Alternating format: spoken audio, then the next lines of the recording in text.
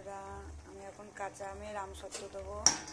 এই যে আমটা সেদ্ধ করে নিয়েছি ভালো করে, গ্যাসটা বন্ধ করে দেবো।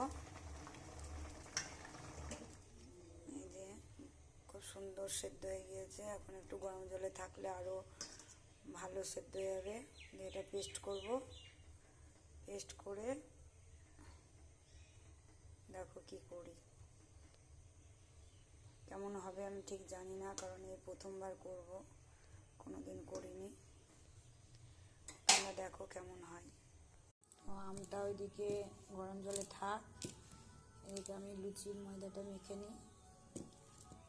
আমার ননদ কালকে ভাত খাবে না, মানে ভাত খাবে, ঠান্ডা ভাত রান্না করে রেখেছি। এখন লুচিটা করব, কালকে খাবে, কালকে ওই ঠান্ডাটা খাবে। ওদের পাড়ায় কালকে পুজো আছে, তার জন্য বললো কালকে আমি ঠান্ডা খাবো, আমার জন্য কিছু করে রেখো। বললো শুধু ভাত করেই রাখলে হবে, তো শুধু ভাত তো দেওয়া যায় না, মুড়ি খাবে কতবার। ওর জন্য দুটো লুচি করে রাখি, তাহলে লুচি তরকারি খেতে পারবে, একবার ভাত খাবে।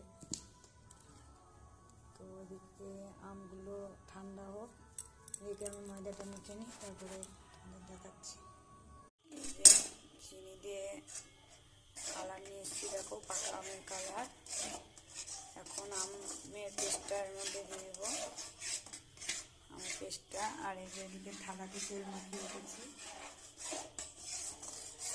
দেখো কেমন কালার এসছে।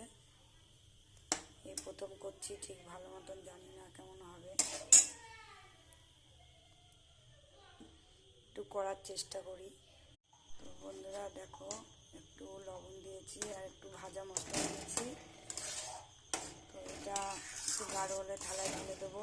কাঁচা আম, নুন ঝালটা বেশ হলে ভাল লাগবে, শুধু মিষ্টি দিলে হবে না, একটু নুন নুন লাগবে, একটু ঝাল ঝাল লাগবে। তো কেমন হচ্ছে তোমরা কমেন্ট করে জানিও, আমি ঠিকঠাক করতে পারছি কি না। ভুল করলেও বলবে কমেন্ট করে, ঠিক হলেও কমেন্ট করে জানিও। ভাবলাম একটা থালাই হবে, দুটো থালাতেই হয়ে গিয়েছে। এখন কেমন শুকায় দেখি।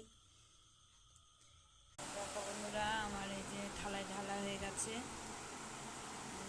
কেমন হয়েছে তোমরা কমেন্ট করে জানিও। লাইক সাবস্ক্রাইব করবেন। তো তোলা যাবে না, কালকে তুলবো, দেখবো কেমন হয়েছে।